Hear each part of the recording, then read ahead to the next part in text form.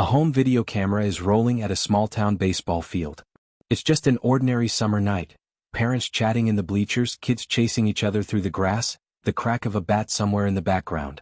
Nobody filming that tape had any idea they were capturing something that police would still be studying almost 30 years later. In the corner of the frame, barely noticeable, sits a red pickup truck with a white camper shell. At the time it meant nothing. Today that single vehicle is the key to one of the most haunting unsolved child abduction cases in American history, the disappearance of 6-year-old Morgan Nick. It was June 9, 1995, in the small town of Alma, Arkansas. Morgan's mother, Colleen, had planned a special night out, just the two of them. Morgan's younger siblings were staying at their grandmother's house that evening, so Colleen could spend an evening focused entirely on her oldest daughter. Morgan was a quiet, gentle little girl, a bit shy around other children, more comfortable sticking close to her mother than running off with a crowd. For most of the evening, that's exactly what she did, sitting beside Colleen in the stands playing little games, laughing about nothing in particular, the kind of small, ordinary moments a parent doesn't realize they'll spend the rest of their life replaying over and over again. Earlier that same day, just a few miles from the ball field, a man had approached a young girl outside a laundromat and attempted to pull her away before her mother managed to grab her back.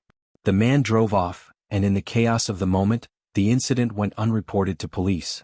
It would only become significant much later, once investigators realized how close that encounter had happened, both in distance and in time, to what was about to unfold that night. As the game stretched into the late innings, the night grew darker and the children in the crowd grew restless. Some had already wandered off to play near the parking lot, chasing each other around the bleachers in the dark. A couple of kids Morgan knew came over and invited her to join them to catch fireflies. At first, Colleen said no. It was late, it was dark, and something about it didn't sit right with her. But other parents nearby reassured her. The area was fenced in on all sides, kids had been playing back there all evening without a hint of trouble, and maybe, they gently suggested, she was being a little too cautious. Colleen wrestled with the decision for a moment, caught between her instinct and the fear of holding her daughter back too tightly, of being the kind of parent who never lets her children have any freedom at all.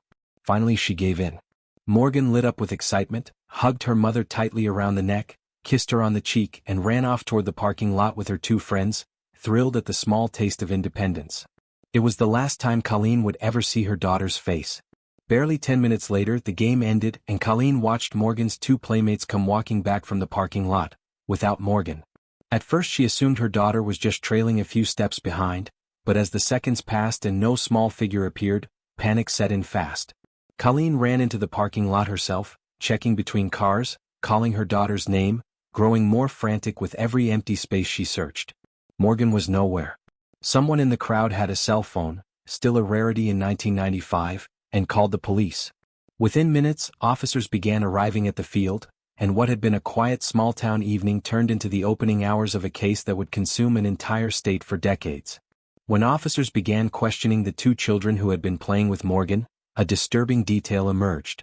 The kids described a man who had been standing near his truck at the edge of the parking lot, watching them as they played, his truck door left open. When the game ended and the children decided to head back to find their parents, the three of them stopped near the truck to shake sand out of their shoes. Morgan lingered near the rear of the vehicle while her friends were closer to the front. When the other two children finished and started walking away, they assumed Morgan was right behind them. She wasn't. In the span of those few unsupervised seconds, she vanished without a sound, without a scream, without anyone noticing a thing. The description the children gave was frustratingly thin. A white man with a scruffy beard, no shirt, and a red pickup truck with a white camper shell on the back. It was enough to launch a massive search, but nowhere near enough to make an arrest. Within hours, the case exploded into a statewide, then national story. The FBI and Arkansas State Police joined local officers in the investigation. Roadblocks went up. Search parties combed nearby fields and wooded areas through the night. A composite sketch of the suspect was drawn up with the help of the two children and distributed to every news outlet in the region within a day.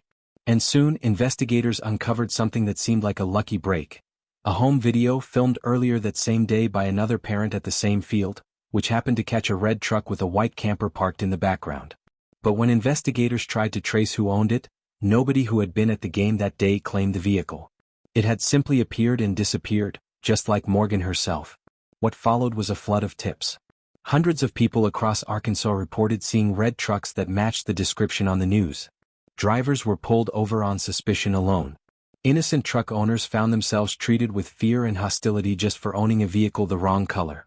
Investigators, working off what they believed was the clearest lead available, focused the search specifically on Ford pickups. But there was a problem. One of the two children who had actually seen the truck up close and stood closest to it, insisted it looked more like an old Chevrolet, boxier, squarer in shape, more like a truck her own family had once owned. At the time, her account was treated as a minor inconsistency in an otherwise solid description. Decades later, it would turn out to be one of the most important details of the entire case. Meanwhile, the town of Alma rallied around the Nick family in a way rarely seen. Flyers covered storefronts. Billboards went up along the highway. T-shirts, bumper stickers, and donated printing filled a growing volunteer effort. A command center was set up to organize tips, coordinate search teams, and hold regular press briefings, and for some volunteers it became something close to a second home in the weeks that followed. Fundraisers sprang up across the state to build a reward fund, drawing support from people who had never met the Nick family but felt compelled to help anyway. Colleen, thrust into the spotlight in the middle of the worst days of her life, became the public face of the search, appearing at press conferences and pleading directly to whoever had taken her daughter to bring her home. The case reached national television, profiled on a well-known missing persons program, generating leads from viewers across the entire country, some credible, most not. One of those leads, weeks later, seemed almost too good to be true. A man in a town nearly 200 miles away reported spotting a young girl matching Morgan's description in a wooded area. Colleen and her family were rushed to the location, hearts racing with a hope they hadn't dared to feel in weeks, believing they might be reunited with Morgan within hours. But the sighting turned out to be a lie, a man seeking attention who had fabricated the entire story from nothing. He was later charged for filing a false police report, but the emotional toll on Morgan's family was devastating, a preview of the cycle of hope and heartbreak that would define the years to come. As the investigation dragged into its second month, a separate incident unfolded roughly 8 miles from where Morgan disappeared. A man in his 70s, driving a red pickup truck, approached an 11-year-old girl and her 2 brothers at a local drive-in restaurant, attempting to lure the girl away with money while trying to convince her brothers to leave the area. When the children refused and threatened to call the police, the man fled the scene in a hurry, crashing into a utility pole before speeding away. A witness across the street had taken down his license plate number and reported it. Police identified him as Billy Jack Lynx, and when they arrived at his home, they found the very truck matching the description from Morgan's case, down to the fact that, according to a neighbor, it had been fitted with a white camper shell just a couple of months earlier, before it was removed. Lynx was arrested and later questioned in connection with Morgan's disappearance. When investigators searched his truck, they found duct tape, rope, a tarp, and a machete inside, along with traces of hair and blood. But in 1995, DNA analysis technology was still limited and expensive, and the samples collected were simply preserved for a future that hadn't arrived yet. Lynx was given a polygraph test, which he reportedly passed, and within days he was formally cleared of any connection to Morgan's case. He was later convicted only for the attempted abduction at the restaurant and sentenced to 6 years in prison. He died behind bars in the year 2000, having never been formally connected to the case that would come to define his name decades later. 4 years afterward, the investigation stalled. Leads dried up one by one. The case grew cold in the way so many do, not through any lack of effort but through the simple, brutal passage of time. Officers moved on to other assignments, other cases, other files that could actually be closed. And yet Colleen Nick never stopped. She founded an organization in her daughter's name, dedicated to child safety, prevention education, and support for other families of missing children. She lobbied in Washington, D.C., pushed for new policies requiring missing children's photographs to be displayed in federal buildings, and traveled the country speaking on behalf of families who, like her, refused to let their children become forgotten statistics. She held on to the belief, supported by data showing that a meaningful percentage of long-term missing children are eventually found alive, that Morgan could still, someday, come home. In the year 2000, 5 years after Morgan's disappearance, a break appeared to come from an unrelated case entirely. A man named Charles Ray Vines was arrested nearby after being caught assaulting a neighbor's daughter. DNA evidence connected him to several other violent crimes in the surrounding area, including 2 murders and an earlier attempted murder, all within a 20-mile radius of where Morgan had vanished. As part of a plea deal to avoid the death penalty, Vines agreed to answer questions about a list of unsolved cases, Morgan's among them. He confessed to several of his crimes but consistently denied any involvement in her disappearance.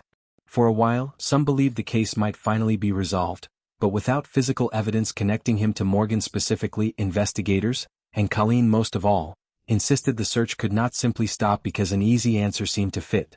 Years turned into decades. Police chiefs retired and were replaced. An entire room inside the Alma Police Department became dedicated solely to storing the tens of thousands of tips that had poured in over the years, a physical monument to a case that refused to disappear from public memory. Colleen kept Morgan's room ready, exactly as it had been, holding on to the hope that one day her daughter would walk back through the door.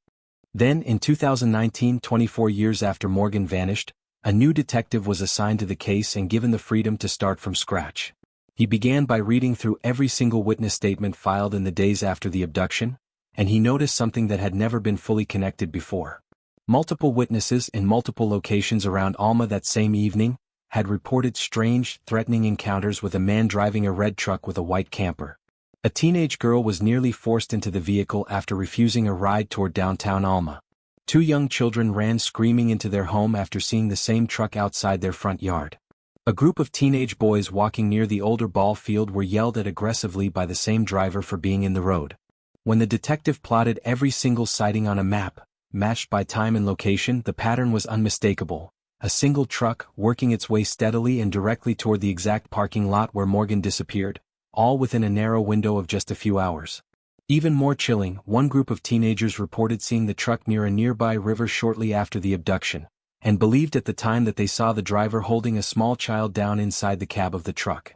Officers returned to investigate the riverside location the following day, but heavy rainfall had already flooded the area, washing away any physical evidence that might have remained along the bank. Digging further into the old files, the detective discovered that several witnesses had actually recorded partial license plate numbers back in 1995. Numbers that, at the time, had returned no matches in the state's database. Running them again decades later, through a modern federal system, he finally got a result. It led him back to a photograph of an all-too-familiar vehicle, a red truck with a white camper shell. Around the same time, one of the original witnesses from 1995 walked into the police station on his own, frustrated that his original tip had never been fully pursued, and pointed investigators directly toward Billy Jack Lynx, the same man arrested decades earlier for the attempted abduction near the restaurant, the same man cleared of involvement in Morgan's case after a single polygraph test. In 2020, investigators finally tracked down what remained of that truck. After passing through a tow yard and eventually into private ownership, it had survived, largely intact, for 25 years. Forensic examiners confirmed something that had been overlooked for decades. It wasn't the Ford everyone had been searching for back in 1995. It was a Chevrolet, the exact make one of Morgan's young friends had insisted on describing all those years earlier, a detail dismissed at the time simply because it didn't fit the leading theory. Beneath the floor covering of the truck bed, investigators discovered a single strand of blonde hair, hidden for a quarter of a century. That hair was sent for testing, but the technology available produced only an inconclusive result, not disproving a connection to Morgan but not confirming one either. It would take several more years, and an entirely new kind of forensic science, to finally get a real answer. In 2023, while researching emerging DNA technology on her own, Colleen came across a laboratory that had gained national attention for helping solve decades-old cold cases using advanced genetic genealogy techniques far beyond what had been possible in the 1990s. She brought the idea straight to the lead detective, and together they made the decision to send the preserved hair sample out for testing. One final attempt to answer a question that had haunted an entire community for nearly 30 years. In October of 2024, the Alma Police Department called a press conference. Standing beside Colleen and her family, investigators announced the results. The laboratory had determined that the hair recovered from Billy Jack Link's truck was consistent with belonging to Colleen Nick or one of her close biological relatives, meaning almost certainly Morgan herself. After 29 years, physical evidence had finally placed Morgan Nick inside the vehicle of the man who had once been dismissed as a cleared suspect. It was not the ending anyone had hoped for. Morgan herself has still never been found and the case remains technically unsolved. Was Lynx alone, or did someone help him conceal what happened to her for nearly 3 decades? Investigators say the file is still open, still active, still being worked to this day. But for Colleen Nick, after 29 years of uncertainty, it was the first piece of solid ground she'd had to stand on since that June night in 1995, Proof that her instincts, so often dismissed over the years, had been right all along. Since Morgan's disappearance, Colleen has dedicated her entire life to protecting other families from living through the same nightmare. She helped create rapid response child abduction teams now active across the state of Arkansas, teams credited with helping locate other missing children within hours rather than years, including a young boy found safe just hours after his own abduction in 2020. She still carries the guilt of that single decision on a summer night, the choice to let her daughter go chase fireflies with her friends, but she has refused to let that guilt define the rest of her life. Instead, fireflies have become something else entirely for her. A small, glowing symbol of hope in the dark, a reminder of the last moment her daughter ran off laughing into the night, believing, as every 6-year-old should be allowed to believe, that she would be back in her mother's arms in just a few minutes. Morgan Nick would be in her 30s today. Her case remains open, still worked by detectives who refuse to let it fade. And somewhere, a mother and a community that never stopped searching continue to hope that one day, the very last piece of this story will finally be found.